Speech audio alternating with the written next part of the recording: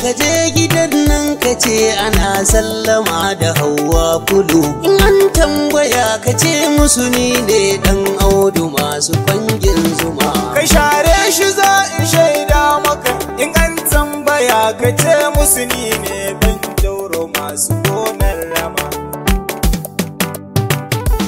Wane ne ke kira na gani na fito sana ba shi dama idan akwai arzikin ya nuna. Haba haba Hauwa yar fara na san dai kin samu dukkanin tarbiya. To shine nazo in shaida miki ina son ki ni batun bariya. Amma yanzu za na nuna miki halin masu lankwashe tagiya. Idan sun biyo ki kofar gidan ku karyar tsiya suke tutiya. Domin ko cikin gidajen su ma abincin su na saman ragaya.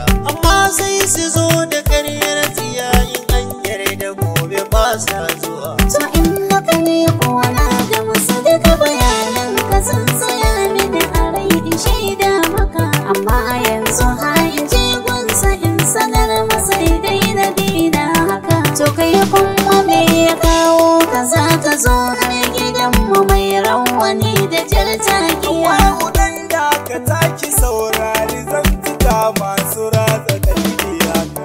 Ina san ki Hauwa so na ki wancan yana tsaro man baka. Bayan dukkanin awakin mu bara shi ne ya je ya sace. Da an ka kama shi sai na ce a kar ku duke shi hanniya ta sa kawai a tura masa. Domin na sani tukunyar gidan ta kai wata bakwai ba a jefa naman miya. To in za ki so shi ni za na bar ki karya da gaskiya ba ni.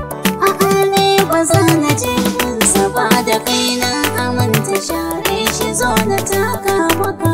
Idan ka amanta ma sai a ɗaura auren wasan ka ya haɓaka. Ke karyar tsiya kawai ya miki shi ba ma faɗan garin nan ba ne. Gudun hijira ya kawo su bara kayan jikin sama nawa ne.